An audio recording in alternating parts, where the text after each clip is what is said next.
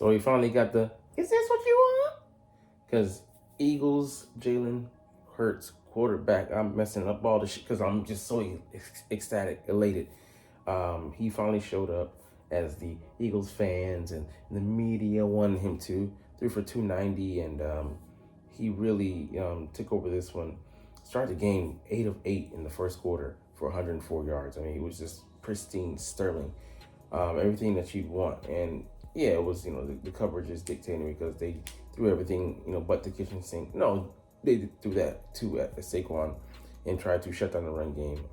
Heavy boxes and, forced us to throw, but, played right into our wheelhouse. We knew that it would be a game we'd have to pass the ball, and we leaned into it. They played a lot of man coverage, and to their detriment because, we have man-beating specialists in A.J. Brown and Devonta Smith, but we really highlighted A.J. Going to him on a lot of those routes when we saw man coverage, and it really paid off. So let's dive into this one and see exactly what they did and how the coverages looked and, how these boys clowned pants the Pittsburgh Steelers. What's up? It's your boy Centron coming back to another analysis video to get you not that's my real name. Eagles Steelers film review. Be careful about doubting Jalen Hurts.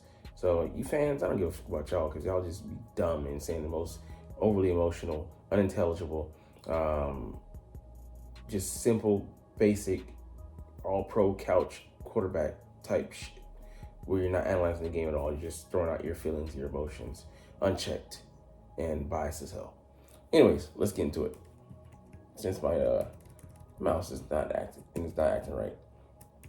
So here, a great rhythm pass where Jalen was able to establish, early, getting into rhythm, throwing on time. There was a lot of that. There were some hiccups, but for the most part, he was, things were schemed up for him, and he was playing within the offense and taking what the defense gave him. All right, so here we see Hurts going to Grant Calcaterra. We saw that he moved who was that? Using his eyes, held the linebacker there, Patrick Queen, and he was able to get to his spot, take advantage of that linebacker, his weakness in coverage, and just throw over the top. It was an explosive play, 22-yarder, 21-yarder, I believe, to Grant Calcaterra. And, just excellent job, he did by, controlling the mic with his eyes, holding him there, and then, throwing it into that vacated position. So, Hurts, he can't do this stuff. He's too slow. He's too mentally you know what I mean, to do that. All right, anyways, quick check down. And I wish we would do more of these, highlighting the back, making him the first read. Because you see a lot of routes, across the league where running backs running these, non-simplistic, not really intricate routes, but they're running routes like receivers. And Saquon can do that. Gainwell can do that.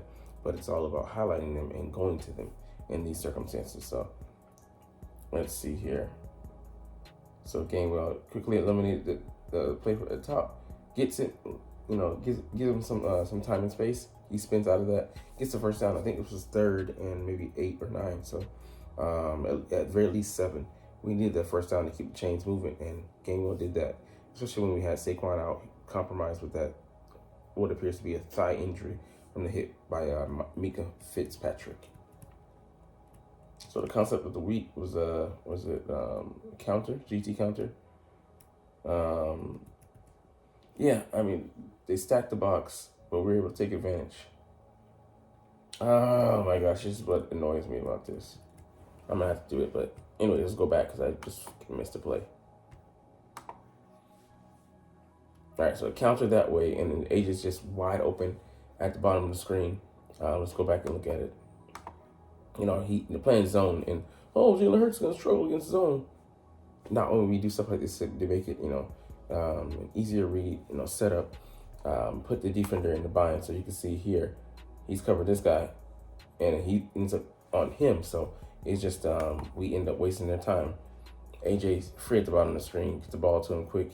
He avoids one defender, gets the first down, and gets out of bounds quick.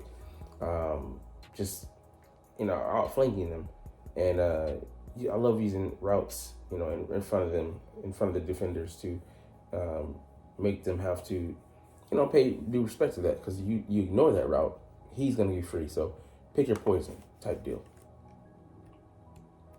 And then us running out of empty. I loved, what I saw from those formations, and then passing. We just spread them out, and you can't cover everybody. You committed resources to the wrong places, via the blitz, as well as putting guys where we weren't really going to throw it.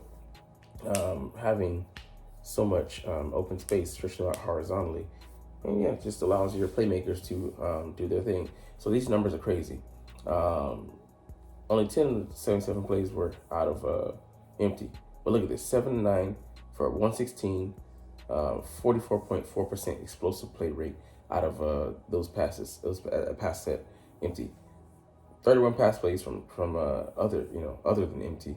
18 out of 23, not bad on accuracy, 174 yards, 2 TDs, 3 sacks though. Cause just getting the ball out quick. And that's the thing, when they were allowing Jalen to do that by scheming things up and using nice route combinations, he's able to be decisive, able to get guys out in space, get them ahead of defenders and allow them to make a move, and not allow them to just fall into the arms of the defense and be set up for a big play. Hospital balls, not even hospital balls, but just high contact balls. So simplification here. I mean, I'm not gonna say, like you said, wasn't 100%, but it was pretty much man coverage. Go to AJ, zone, go to Devontae, or check it down the game well, and just a pretty good recipe formula, because Devontae does excellent work working underneath choice routes, option routes that allow him to decide for himself where the coverage is going to have an opening, a weakness, a breaking point. He sit down or he can run through it. I mean, he's just so adept at reading that. And then AJ Brown, just the man specialist, because I've seen him run slants, 5 different ways a Sunday. I'm like, just beautiful. Normal way, delayed and then cut in, quick off the line, kind of like almost like a beeline, a straight line. Bump, adjust, and then cut in. Bump, adjust, wait, and then cut in. I mean, he's just an adept user of that slant route, a slant master. But it's just a beautiful thing to watch. And yeah, I agree with this. They're not 50-50 balls. They're pretty much AJ's ball, A-base, AJ ball, or no ball. Right here, using it, to isolate to the bottom of the screen, just bump and run. He works off of him, back shoulder, get it to AJ. I mean, you just think, they're gonna shut him down, with Joey Porter. Nope, he's a physical guy. And Joey got that work this game, man.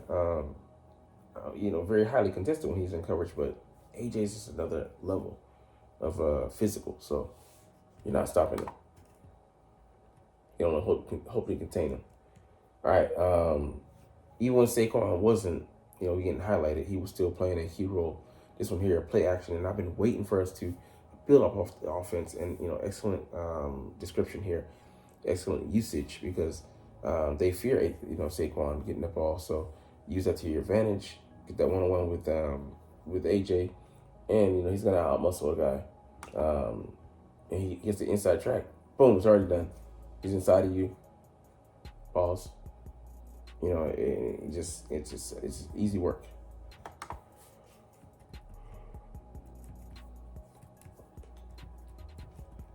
Right here, the improvement of Hurts in his offense against the blitz.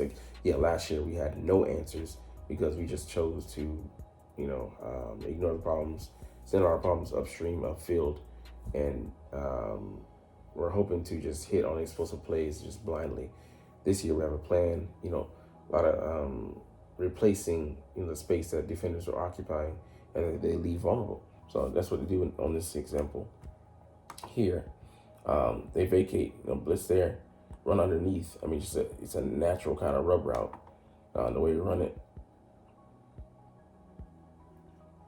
I mean, well, I would say it's designed to do that, to run upfield, and then going into that space. AJ gets the ball, breaks a tackle, and the rest is history. Because I mean, it's just beautiful. Jalen Hurts is seeing these, and he's won against the blitz, more times than not this season. Especially when he has his weapons, has protection, and has good, play design.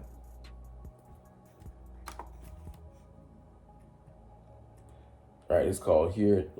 Devonta scored on this one last week.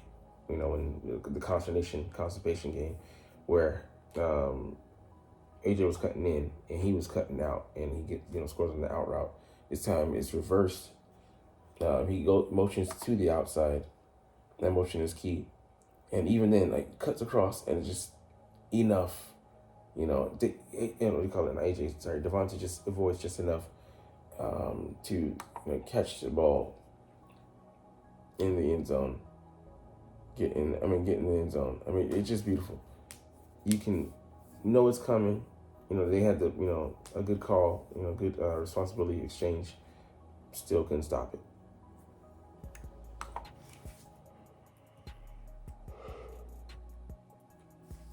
All right. Yeah, so I saw this. It doesn't show up on this play, but Hurts did an excellent job of manipulating the pocket. So he was, climbing up, and then, scooting back, to the back of, rear end of the pocket, then scooting back up, just making excellent usage. And, he did cut up the middle. So I like that he wasn't, bullshitting, getting east and west, but north and south, heading up the field. And, he might not have gotten big plays, but he avoided some as well. TJ White might have had the sack, but he tackled Jalen for like a 1 yard gain. So if he would just do more of that, and it's something that the practice to harp on, and it takes dedication, hard work to execute it. But manipulating the pocket is something that's so important. You don't have to be the fastest, the strongest, the swiftest, but if you can use the pocket to your advantage, hide yourself, make the spacing work for you. Create extra time. Keep your eyes downfield. You have a chance to hit on some big plays.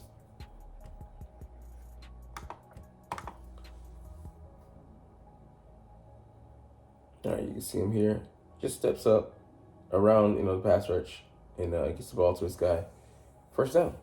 I mean, just excellent usage there. Not a big play, in the grand scheme of things, but it is huge by way of keeping the offense moving towards the end zone, keeping the drive from stalling out. And that's huge for your defense as well, and it just ebbs and flows. So here, they had the blitz. They took away the double slant on the right side to, AJ and Devonta Smith, but he's able to get it to Gainwell, check it down, which is the perfect call. Like I said, I wish we would design more of these to go to the running backs more quickly. That there's a primary read. Especially the play action, and then throw it to the running back who just faked it to. It at times can catch the defense off guard.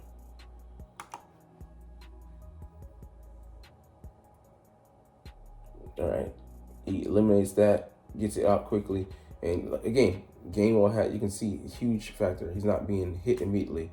He's able to make a football move, deke a guy out, spin, stiff arm, or whatever. What may have you. Like, it's huge to be able to get those guys the ball, in space like that, let them operate. Running backs are, mostly by nature shifty, elusive guys, and he has to wiggle there to burst through that hole. Right, empty formation again. Isolate AJ. I mean, he does work. Get off of me. Pushes him off. Before the corner linebacker that can get there to help, he just, I think it's Patrick Queen. He out leverages them, takes advantage of that space, that hole, and it just bursts through. I mean, it's simple, but it's so hard to stop because AJ is just AJ, like I said, you saw that he ran the slot there, the slant there, much differently than he did the other one, but it just throws your timing off as DB. You don't know what this guy's going to do, where he's going to be, what depth he's trying to get to. And it just, confuses the senses, and he takes advantage.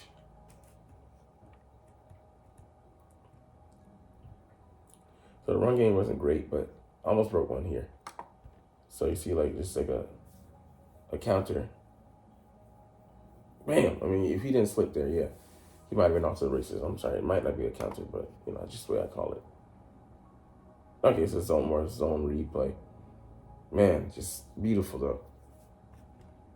But yeah, he was like, I would say 2 or 3 plays away from breaking some of these. And this is the last play we're gonna look at. Right, the pass pro, I forgot to look at that, but I think it might be our Barkley in there. Bam. He's able to, send him to that side, and then coming right in behind him is Devonta Smith. Just beautiful manipulation. And that's what can happen when you have guys, have good communication, but you have guys at different levels. That one manipulates to help the other guy, get open, not just his defender, but, pulling resources away, pulling people away so that, those vacated spaces can be used, and not just empty, whitewashed tombs, shells. But anyways, we'll get up out of here on that note, but I know the truth of the matter is you're not even watching though, but it's all good because I love making these videos and I love talking about the freaking stinking Philadelphia Eagles. So we'll try to do this officially, but as always, it's fly Eagles fly and let's motherfucking go. Like, comment, share, subscribe. Thanks for watching. Check me out at Centron Anime, Centron Life, or Centron Laughs, or other social media.